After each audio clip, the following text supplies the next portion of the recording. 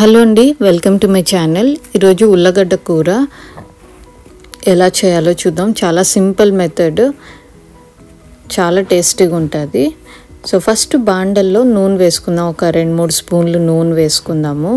ఇది వేడయ్యాక ఆవాలు జీలకర్ర కలిపి ఒక 1/2 స్పూన్ వేసుకుందాము. ఇది చిటపట్లాడుతుంది కదా, ఈ టైంలో ఒక చిన్న గుప్పిడంతా మెంతాకు ఫ్రై చేసుకుందాము. ఇది చాలా మంచి టేస్ట్ ఇస్తుంది.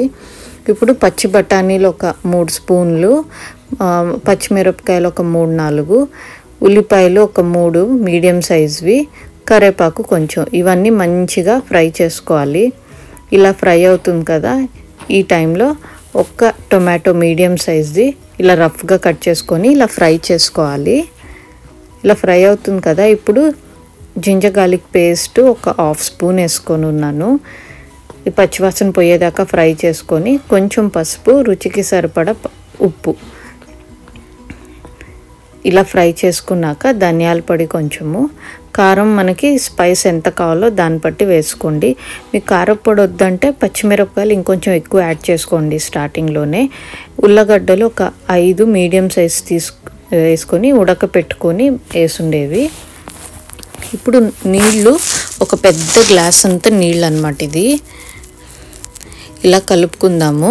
ఇది ఉడుకుతూ ఉంటుంది. మనం పక్కన శనగపిండి ఒక స్పూన్ వేసుకొని నీళ్ళలో మంచిగా ఇలా కలుపుకుందాము. ఒక 1 గ్లాస్ అంత నీళ్ళు అన్నమాట.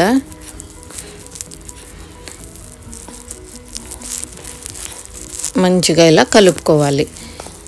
ఈ కూర ఏంటంటే త్వరగా గట్టి పడిపోద్ది.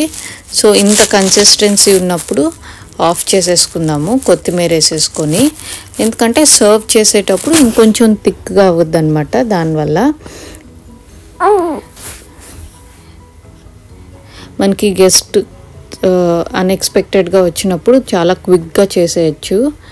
చపాతీ పూరీస్లోకి చాలా బాగుంటుంది, పరోటాలోకిను బాగుంటుంది.